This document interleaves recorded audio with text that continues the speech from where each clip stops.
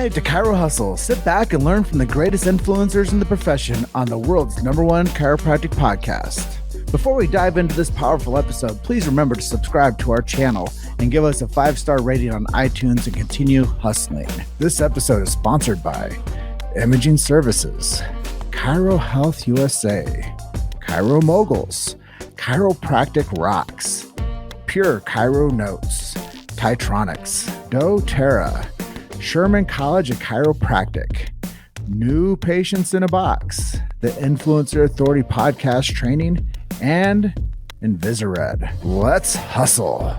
Hey guys, welcome to episode 368 of the Chirohustle podcast. I'm your co-host, Luke Millette, and here's your host, James Chester. So today we had the opportunity of interviewing Dr. Ron Oberstein, and if you want to understand that leaders tell the chiropractic story, stay tuned. Welcome back. This is another episode of the Chirohustle podcast. This is a big one, 368, 368 episodes, 4 years old. Yeah, we are getting, it's like raising a kid, but it's a podcast.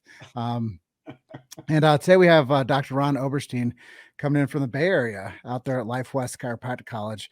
And my co-host Luke Millette's coming in from beautiful city of trees, Ann Arbor, Michigan. And I, your host, Jim Chester, is coming in from Grand Junction, Colorado. And yeah, I'm really excited. This is going to be awesome. I'm going to set some ground rules and tell people why we do what we do. We support subluxation-based chiropractors. We protect free speech in this profession. I think it's so important to do that. Somebody has to stand for something, and Chirohustle stands for free speech. And we do protect the sacred trust. If you don't know what that is, I want you to go use your favorite search engine and go see what the sacred trust is. And I was telling Luke earlier, maybe we'll get some hats that say sacred trust on there. I don't know. But with that said, warm welcome to you, Dr. Ron. Well, thank you. It's great to be here with you both. Hey, Luke, before we get started, baby, I got to do a little A square, Ann Arbor. I went to Michigan, spent plenty of time there, and love the city. It's I bleed maize and blue growing up in Detroit. So it's a great place. Great place. Yeah, I've actually have a really fond appreciation of Michigan as well. I go to Grand Rapids quite frequently. And it's a really cool place over there. I like that part of the state. Nice. So Ron Oberstein, president of Life West, and 41 years in the profession. And I think that there's a lot of stuff that we can share with people to inspire the future of chiropractic today, but also the present. And there's nothing greater than getting somebody on like yourself that's at the helm of one of the strongest educational institutions on planet Earth. And with all that you have seen going on, where did it all start? Tell us the origin story. How did you get into this beautiful profession? Man, I'll tell you what, we'll go back to when I was 13 years old. First of all, 41 years, when I hear that, it doesn't feel like that. And I really mean it. I mean, there's days it feels like 60, but it doesn't feel like that. And I remember when I was practicing, I couldn't wait to get to 5 years and 10 years. And then 15 and 20 would be like I made it, kind of deal, right? And we used to think of 20-year practitioners as old timers. That's what we used to call them. So I don't know what they call me right now, but I certainly don't feel like an old timer. I'll tell you that. Legend. I don't know about that, but I will tell you that. So where it started was this. I guess very simple story. I was not thinking about being a chiropractor. I was called into chiropractic. Literally. I mean, and I tell you, it was a phone call that called me into chiropractic. I was playing ball in professional basketball in Europe, and I did a season in France, and I needed a rest. So I went over to Israel, and I was just going to relax on a beautiful kibbutz down in the Negev, down in the desert, just, after coming out of cold Lyon, France. It was just cold and wet. And I get there, I get to Jerusalem, I get to Tel Aviv, and they ask me where I come from, where I want to go, that kind of stuff. And I told them I was just playing ball. I want to go to the South and just relax. And the guy goes, wait, no, I've got a team. I have a basketball team on my kibbutz, kind of, would you play? And I go, no, man, I need to rest. Anyways, he said, look, I got nothing open down south. The only place I have is this area here, which I don't think you want to go to. I don't even know if he was telling me the truth. But he goes, but if you go up to my place up by the Sea of Galilee, where Jesus walked across the water, you go over there and play. If you don't like it after a month, I'll send you anywhere you want to go. You can have your. I was so tired. I said, okay, I'll go. So I went up there. I played for this team up there. I had a good time, but I ended up getting hurt and ripped my ankle apart. And they're supposed to do surgery, and they sent me up to the Golan Heights, if it's right along the Jordan Syrian border. And I not Jordan, I was the Syrian border, and they had incoming wounded coming in. This was back in the 70s, and there was fighting going on. So they were supposed to do surgery, didn't do it because they had incoming coming in. They ended up casting me. It was just a debacle. And after 8 weeks where it just kept breaking and all things started happening, I knew I had to get back because I couldn't move and my foot was just in bad shape, my ankle. So I came back to Michigan, and I was on my mom's couch making appointments with orthopedic surgeons to see what I needed to do. And I get a phone call. That's that call, being called to. And it was a buddy of mine who I grew up with, Randy Schechter. It was his older brother, Mark. And Mark and I mean, we'd hang out every once in a while, but he never called me, no cell phones or nothing like that. And he called me. So what are you doing? I said, I'm on my mom's couch. I'm waiting to go see an orthopedic surgeon to see if I need surgery or not. And he goes, can I come over? And he came over and he told me the story. He told me the chiropractor. He was in his second or third quarter at Life College down in Marietta, Georgia. Maybe they had an assignment. I don't know, Luke and Jim, but maybe they had to go spread the word to somebody, but they came to me and he told me the story about chiropractic. That's not about just getting sick people. It's about optimal potential and having people function to the best of their ability and where true health really comes from and what the nervous system does, and just started rattling all this stuff off. And I was like, oh my God, that he put the words to the tune that was in my head. Because I was really thinking about going back to Michigan and being a social worker. I knew I wanted to work with people, and boom, it hit me. And I've been under chiropractic care since I was 13 years old. I got hurt playing sports, and I went there, and boom, just my chiropractor saw him every week, right, all the way through junior high school, middle school these days to high school. And great guy, never asked me about being a chiropractor. So when it hit me, boom, and that's how I got it. And that is a crazy story. that's why I say, Luke, I didn't choose it, man. I did choose it at some point, but it just chose me. Well, I was going to ask what makes you different or unique, but I mean, you've already answered that. Oh, I think my wife might answer it differently, though. I'll tell you that. Okay, what would your wife say? Oh, I don't know. I think on any given day, my uniqueness might be maybe I don't know. I have no idea what she'd say, but I think she might answer it differently depending on what I'm doing and where I'm at. Well, maybe on that entire journey, you can just maybe share with us what was your biggest takeaway that you learned about yourself in that whole thing. In that piece, which I didn't know then, which I know now, I was really working from my inner voice. It was just talking to me so loud, and I couldn't have explained it then.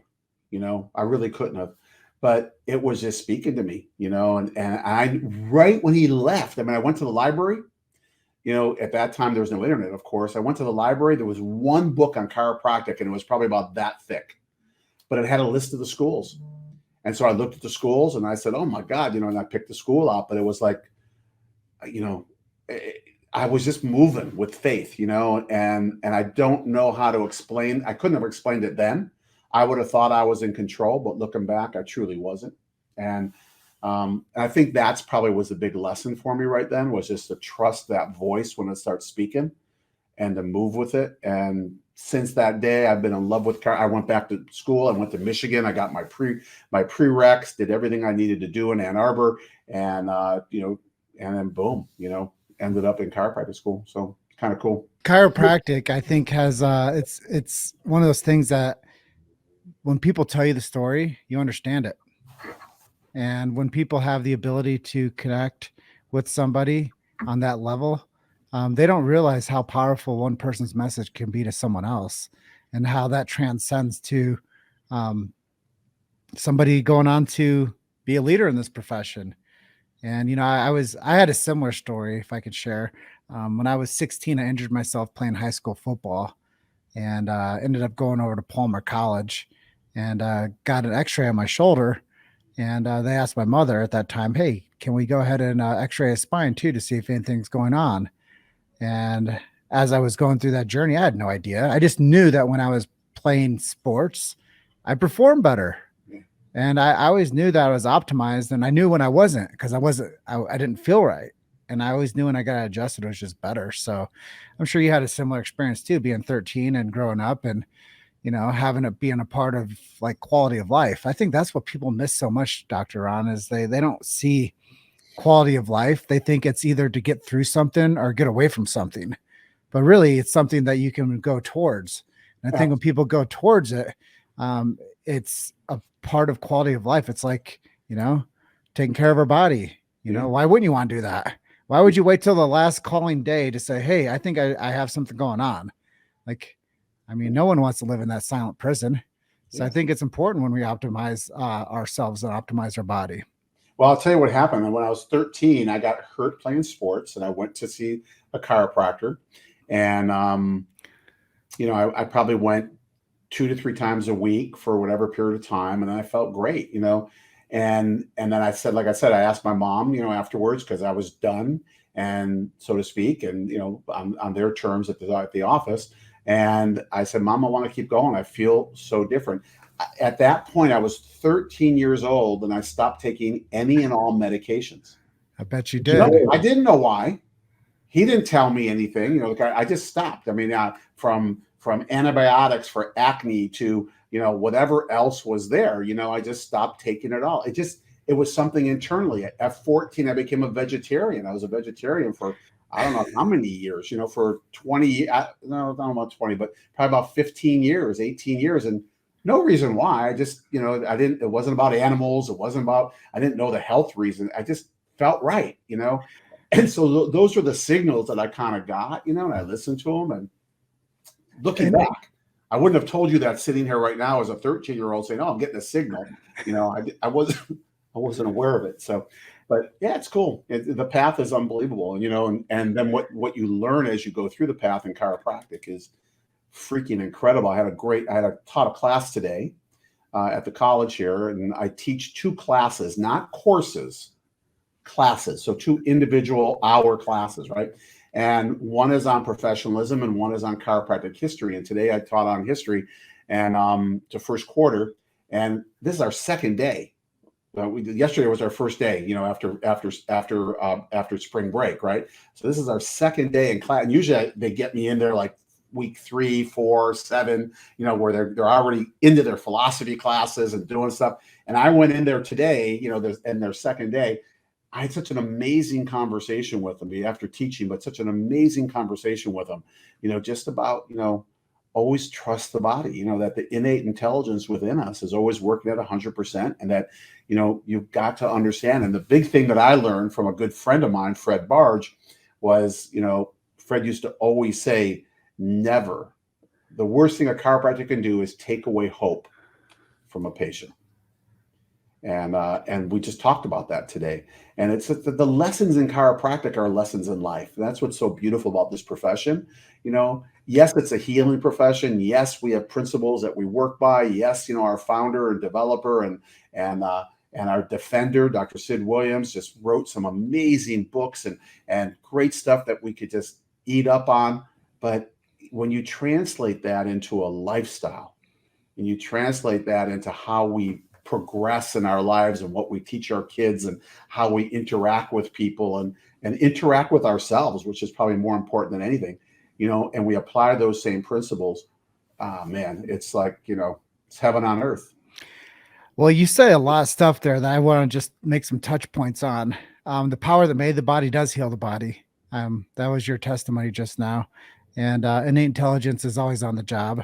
I like to tell people that if you cut yourself, you don't look at it and tell it to heal. It just does it on its own. You don't have to have commands over it. Your body's intelligent enough to self-regulate, self-activate, and self-heal. So I really like that. And I like the that you have such access to the future. and you have access to make impressions on the collegiate level mind. As you knew when you were 13, you weren't mature enough to be able to speak, what chiropractic was or why it helped you. But now you have mid 20s, early 30s students that are out there at Life West that now you can teach them how to have this cultural conversation around life topics that can help people. And of course, And the truth is, I don't have to teach them because they get it here, but really where they get it from, I mean, our faculty are great, but where they get it from is in the hallways. It's talking to each other, right? Learning from each other. First quarter students, it's amazing. They walk down the hall and an 8th quarter student will say, hey, are you new? I just witnessed it, Are you new? Oh, well, come on over here. And and it's like, it's just incredible. And as they're in this bubble, I'll call it, this bubble of love, this bubble of, lasting purpose, because that's our ethos at the college, to give, to do, to love, and to serve out of your own abundance. When they're in that, it's amazing. And what they learn. So I would love to take the credit, Jim, but I don't, it's like, but it's a collective, of course. And it's osmosis from being inside of the bubble of learning from each other's and having good faculty, but also having great influence that they get a chance to study with and, grow up with and to, transition, matriculate if you choose. They get a chance to matriculate through the process of becoming the doctor, which is pretty cool. Yeah, it's great. It's unbelievable. And you know what? One of my goals, and I got to do this one day, I want to take first quarter, like, an orientation before they even get into class, and put each one in front of a video and ask them what their definition of chiropractic is and what a vertebral subluxation is. And then when we shoot their graduation picture 3.5 years later, I want to ask them the exact same thing and put it side by side and let them see the maturation of where they came from, because they are truly, I've been here long enough to watch them come in and watch them leave, and they're totally different human beings. It's amazing, I like that a lot. I like it when we can reflect and we can almost roast ourselves, like, ooh, that was me. Great. It shows where they were. It's like watching a tape of you before you started playing, having lessons in a sport, and then afterwards, look where you were and look where you are now. And it's incredible, and both are cool places to be. I love it. So transition a bit. You're obviously the first of the family that decided to become a chiropractor. Let's talk about the family as a whole. I know you said that you have some, your wife, your kids, and a couple of brothers. Yeah. So I'm the third of three boys, and I was the first one to go to chiropractic school. Actually, me and my second brother, I think we started around the same time, but I ended up graduating like a little earlier than him. So I was the first graduate.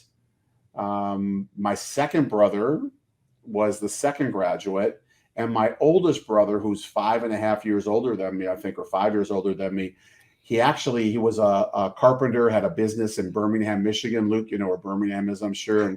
And then he went out to Oregon and did work in Oregon. And then he came out when I first opened my practice. It was in Boston, Massachusetts. And he came out and built my front desk and built my dark room. Back then we had dip tanks, that kind of stuff. I'm showing my age. There were no automatic processors. And now, of course, it's digital. So he came out, and then he kind of was watching, I think he was watching from the sidelines, and finally he just said, you know what, I want to do this. And he ended up coming to Life West. When I started school, my first brother started school, Life West wasn't even in existence. And so he came out to California, went to Life West, and graduated, and he's retired. The two of them are retired. My older brothers are retired. And then I, of course, married a chiropractor. My wife, Mary, is a chiropractor. And we have 3 daughters, Lauren, Morgan, and Sydney. That's their names and ages, from oldest to youngest. And they all became chiropractors. And we never once pushed them toward it. They were with us. We started taking the seminars when they were young. Wherever we went, they went. We took them to Mexico. My wife and I have been serving in Mexico. We were in San Diego for 30-something years. and we still have a home there. But maybe I want to say about 25 years ago, we started 30 years ago, maybe we started going down to San Diego, and I'm sorry, down to Tijuana, and we just started taking care of, the homeless. We go to Mother Teresa's missions down there, missions of charity, take care of the orphans. We do this probably every month, and we take our kids when they were younger. They change face paper, they do whatever, and they were just around it. So I'm not surprised, but I definitely, all we kept telling them was, when you grow up, just whatever you do it from the inside out. If you're going to be an attorney, an architect, whatever it is, just do it from the inside out. Express yourself, move with your innate potential, listen to that inner voice, and make this world a better place. I'll tell you a quick story about my daughter, Morgan, my second daughter. She has the most amazing mind I've ever seen on the planet, like literally, like scholastically incredible. I mean, takes notes in class, studies 5 minutes for a test, 4-point something student in high school. I mean, she's just unbelievable, right? Like that, just comes so easy to her, right? She never even expressed being a chiropractor. In fact, she didn't even like to talk to people that much. So she said, I don't want to be a chiropractor. I don't want to talk to people, right? So what she ended up doing, she went to UCLA and she goes and does internships. So she did an internship at an attorney's office, right? And it was a entertainment attorney. He was actually doing a case around Mark Wahlberg and the whole thing about whatever that Entourage stuff was. It was pretty incredible. And so after the internship, she calls me up and says, Dad, I'm not going to be an attorney. I go, why not? She goes, they're just not out to change the world. I go, what do you mean? You could be like an environmental attorney. You could be doing all kinds of cool stuff, suing the drug companies. I don't know. You could be doing all kinds, she went, nah. And then she just kept kind of bouncing, and then calls her mom. She played lacrosse at UCLA, and really good lacrosse player. And she called her mom one day and said, everyone's asking me for advice. Everyone's taking medication. I don't do that. Everybody's like asking what to eat, yada. She goes, I think I'd just be a chiropractor. And my wife goes, you finally got it now, huh? Kind of deal. Like, I mean, but it's interesting how it hits us at different times, right? And our kids are wonderful, and now I got grandkids, and once again, we'll see what they end up doing. But the biggest thing is, as long as we can change this world and make this world a better place to live, and if we do it from a principle and a philosophy, that listen to your inside and do what's right, and don't move with the masses, move with what you know is right. And if that inner voice speaks, listen, because it's never going to lead you wrong, right? And so with that thought in mind, how do you see chiropractic changing and developing over the next 20 years or so? It's a good question, Luke. I don't necessarily see chiropractic changing, but how I see it changing is on a technical level. There's so much cool stuff out there with, AI and all this stuff. I mean, it's just freaking amazing. There's just amazing things that are going on technologically that can enhance us to be able to know when someone has nerve interference and when they're clear, if you know what I mean. And I see that just propelling the profession, right? But as far as the changing, I don't, if new techniques come around, that's cool, but I think that we just need to stay in our lane and understand that, that the body's a like you said it, Jim, body's a self-healing, self-regulating organism. And when given the proper environment internally, it will heal to the best of its potential. And that's what we have to do. And it doesn't mean, drugs and surgery there's no place for it. There's definitely a place for it, and yet, what we got to look at is, what are we doing? What's our lane? And how do we bring this to the people? Because I think that, the three of us probably know that if everyone on this planet was under chiropractic care, that we'd have less people, we have people expressing more health, right? And when we express more health, there's a good translation that could be that there's less drugs and surgery, people making great choices, people, the behaviors that they're exhibiting are less aberrant, and like truly just, making this world a better place physically, mentally, socially, and spiritually. You've made it to Chiro Hustle. Sit back and learn from the greatest influencers in the profession on the world's #1 chiropractic podcast. This episode is sponsored by Imaging Services, Chiro Health USA, Chiro Moguls, Chiropractic Rocks, Pure Chiro Notes, Titronics, doTERRA, Sherman College of Chiropractic, New Patients in a Box, the Influencer Authority Podcast Training, and Invisired. Let's hustle. Well, I believe there's a guy back in the day named BJ Palmer, and he called it the big idea. And, once you get that, all those follows. And I believe it's so simple. It was his BJ Palmer's Utopia. Yeah. That if people just got a little bit of heaven with the chiropractic adjustment, they could have a little bit of a better life. Yeah. And I believe that those fundamentals are still true today, and they ring so damn true. Is if you take care of yourself, you believe in yourself. If you depend on somebody else to take care of you, you believe in them. That's right. And it's very simple. You set the foundation, and that's how you build up. And I said today, Dr. Ron, get ready because we're about to launch, and we're building a foundation here, and we're going to tell people about chiropractic. And if you can't get excited about that, then we're doing something wrong. Yeah. And, after I was saying, Luke and I had been doing this campaign with these interviews for 4 years, and we're standing in the gap. Yeah. And where everybody else wants to come in and do marketing, we want to come in and deliver the truth. And I think that that's what people really respect our work for, because it's not about us saying, hey, we have Ron Oberstein on today, congratulate us. No, we're creating a tapestry of truth within chiropractic, protecting the things that we say that we do. And having you on today just affirms that. Yeah. And I really admire you for what you're doing as a leader in this profession, and taking care of pulling the lapels, if you will, forward from the rest of the institutions and saying, hey, this is how you do it. And I think that, in all gratitude for the way the profession is going right now, we have to consider how can we rise up the professionals within to create future professionals. And we got to teach the fundamentals, the check, the adjustment, the x-ray, and then you can always expect miracles. Sure. So at this juncture, let's talk a little bit about that. And then we'll go through a little lightning round towards the end, but you've been a chiropractor. You told us this amazing story about your daughter. You told me this amazing story about having an impact with a Q1 student. Tell us a miracle story. What have you seen? What's something that can send people home with some power today? I've seen a lot. I'm sure you have. We've done, and not even just by me. I've had a lot of miracles on my table. My wife's had miracles on her table. But listen, we do service trips at the college, and we've been going to India for years, right? For I don't even know when we started, 2014 maybe.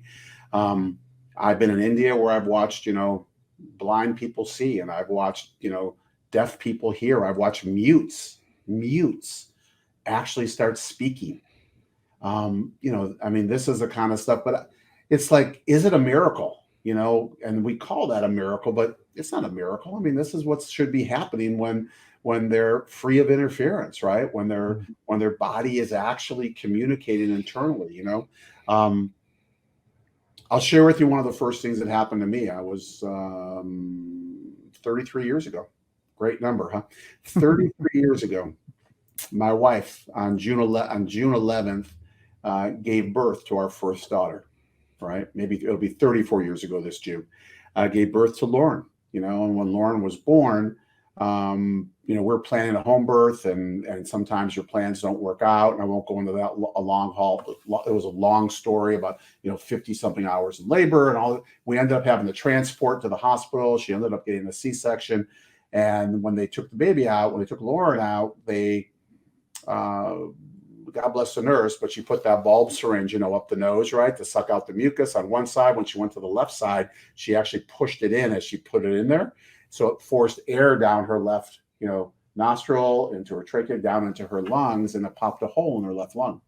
And it created what's called a pneumothorax. And so what happens is if your ribs are like this expanding, and this is the the wall of your, the chest wall right here, in this little space where you see my eye is the pleural space, and that allows the lungs to expand. Well, when that air went out, it occupied that space, and then oxygen turns to nitrogen, and it became very heavy, and that lung couldn't open up. So she was breathing with one lung, and right away she just started going like this, right? Like just kind of gasping.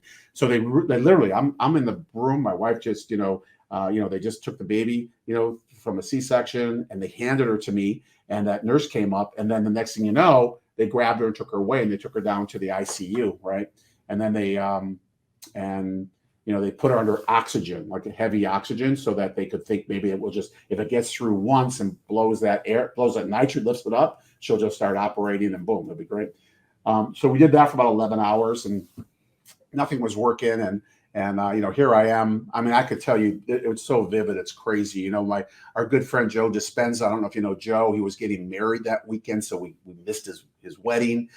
After he gets married, before he leaves, he comes to the hospital to see us, him and his bride at the time, his new bride, and it was like this thing that it's kind of like, it stands out so clearly. And yet it feels like a dream.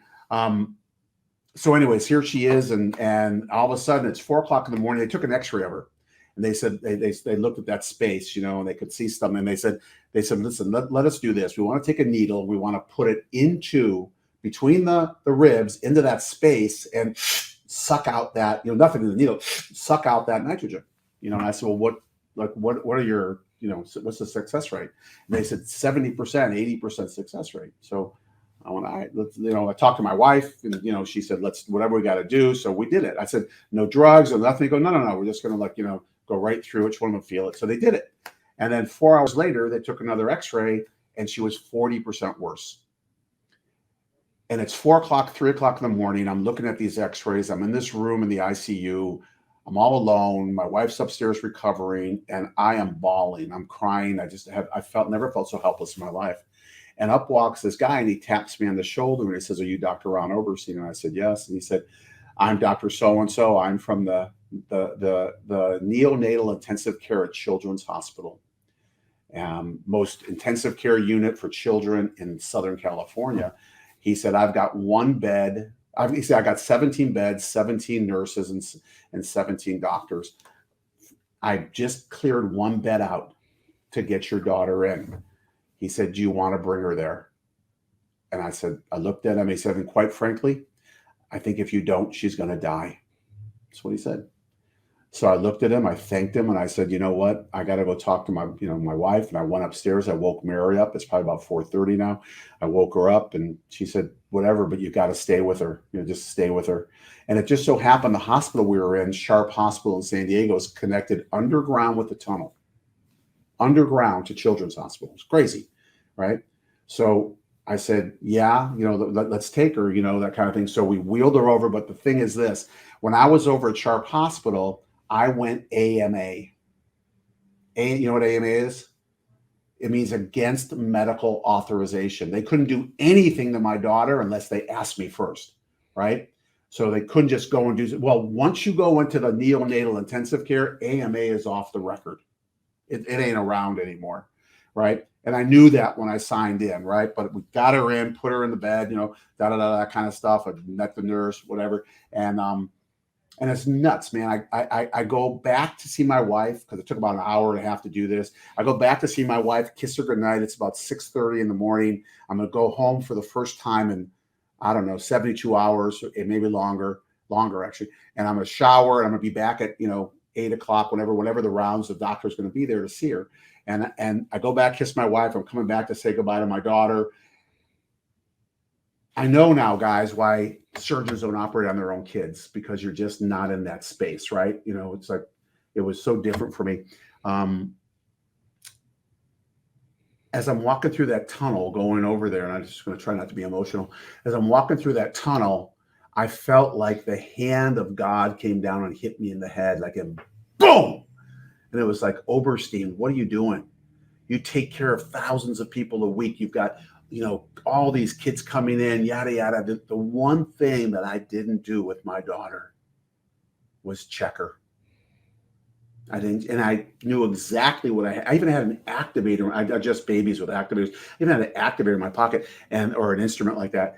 And I'm walking through that tunnel. I felt like I was James Belushi, Belushi and Dan Aykroyd. I was on a mission from God, right? Just knew it. And I get over there and I go and I ask, and I have to ask to go back to see my daughter. I mean, they don't even allow me. If they say no, you don't go back, depending on what they're doing. And I said, hey, I'm here to see my daughter. She's in bed, whatever. And they said, hey, yeah, come back. And I went back, and the nurse was there, and I said, hi, I'm Dr. Ron Oberstein. It was a different nurse. And she goes, hey, I'm so-and-so. She goes, you're the chiropractor, right? I go, yeah.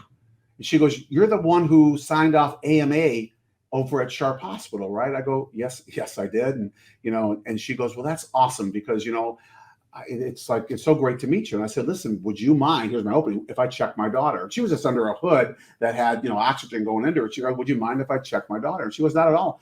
She goes, I'm a chiropractic patient. Can I help? And I go, yeah, you can just lift the hood up. So she lifted the hood up and I'm checking my daughter and I'm just kind of, I just was innately being guided. And this is the God's honest truth. Strike me dead if that doesn't happen. I'm not telling the truth. And she was hooked up to 3 monitors: respiration, CO2, and something else, right? And I ascertained where the subluxation was. I put my baby finger on it, right? I took the activator and I went pop, pop, pop, just 3. Pop, pop, pop, just like that, very light force. And I kid you not, every one of those 3 instruments, they all went off. It's like, someone pulled the plug. Within a second, they all came back on and they were completely normal. It was, needless to say, I never made it home. The doctor came at whatever time, looked at her, said, no, she's breathing fine, yada, yada. They had to send us back to where we came from. So we went back to Sharp Hospital. I wheeled her, back to Sharp Hospital, and they released her there, went up to her mom to breastfeed, and they wanted her mom to stay there after C-section. She looked at me and said, get me home. And by 1 o'clock, we were back at home, and it's just kind of what took place. And so if you talk about a miracle, I don't know, but Jim, that and Luke, that's probably the closest to my heart that changed who I was as a father, because I'd been a father for 48 hours, whatever it was. And as a person, and, I know this, you never underestimate the power that's within the body, and that, the power to heal in the body is far greater than we were ever led to believe. And all we need to do is just correct the interference and step out of the way and allow that power to work, allow that intelligence to work that's within us. And, don't tell me that you have to think about it, because she was, not even 2 days old, and, here she was, and, her body healed. So it's in there, that potential's in there. Just, exponentiate that potential, right? And it's really what it's about. So maybe that's one of them, I don't know, but I will tell you this, probably the greatest miracles we have in chiropractic are the ones we don't see. The person who came into the office today, whose trajectory was to have a heart attack tonight, but no one knows it, not even them. And they get an adjustment and that trajectory shifts and goes into a different direction. Those are the ones we don't see, right? And those are probably the greatest miracles. But I hope that answered your question. Yes, it does.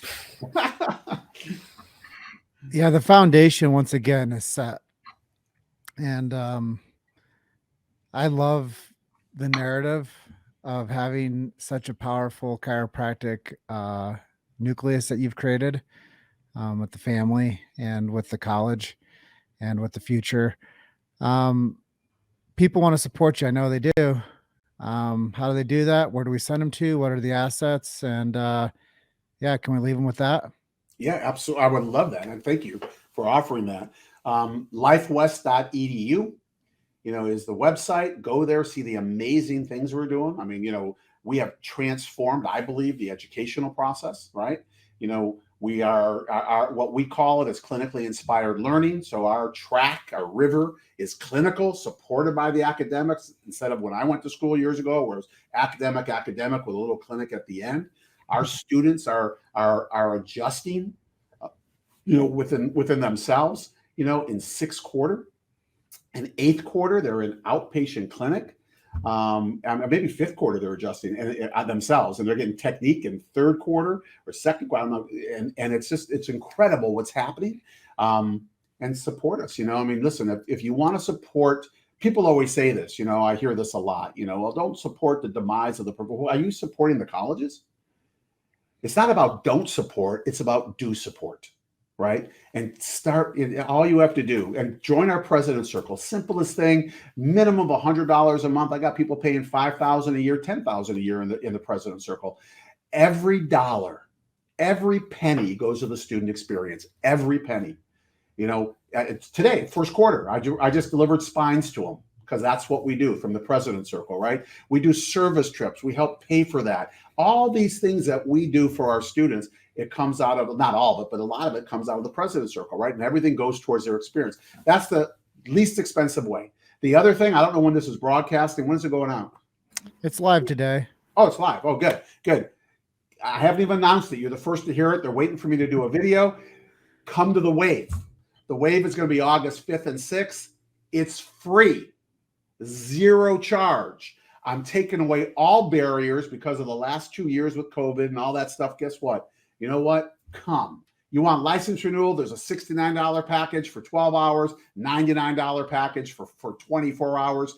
But as far as being there and registering, no charge, right? We're going to pack this place out. I got phenomenal speakers. Come and be around the college, be around the students, start being proactive. And the more you do that, and the more you can give, do, love, and serve, you're going to make, all the colleges better, and you're going to make, our world a better place. So that's what I can ask for. And I appreciate you. Does the Wave have its own website, or is that at Life West website? What's the website? It's wave.lifewest.edu. So just put wave dot in front of lifewest.edu and it'll take you there. And once again, we just sent emails out just to people who have been, and, I think we probably already got like 100 registrants. We haven't even advertised. It's going out this week, actually. I'm making a video, and I'm, like I said, in a few minutes. So that's what I could say. And, be generous. Really, I mean it. Be generous with your time. Be generous with your money. Be generous with your talents. Take students on. We need to bring in a lot more students. And I'll tell you what, if we aren't sending people to school, chiropractors who know what chiropractic is, we get a ton of people off digital marketing, ton of students off of kinesiology students and other things like that. And it's great, but you got to be sending people, right? All of us, me too, have to be sending people, because if we want this profession to succeed, we got to be populating it, right?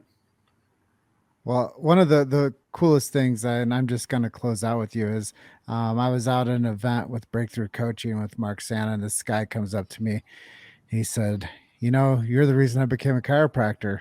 He goes, I found your movie.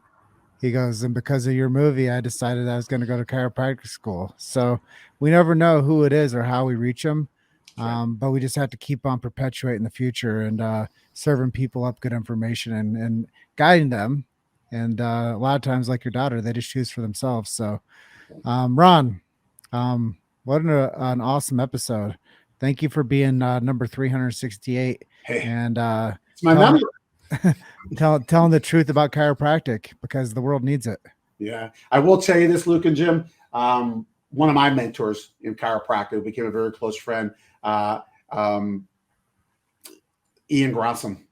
Ian would end every one of it. If you haven't heard Ian Grossman, if he's on YouTube, go look him up. He's no longer on the planet. But Ian used to end every one of his talks the same way. He used to say that old Martin Luther King line after Martin Luther King's famous speech: "Free at last, free at last. Thank God Almighty, I'm free at last." And really, all we got to do is get free.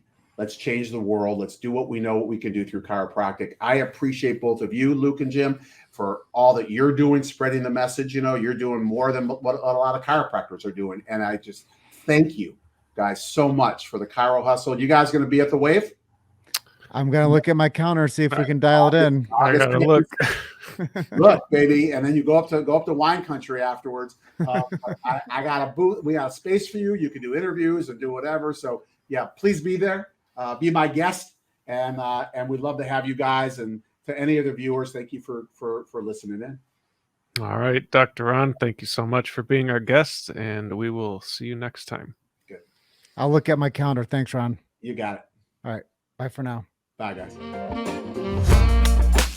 Thanks for listening to Chiro Hustle. Don't forget to subscribe and check back next week to continue hustling.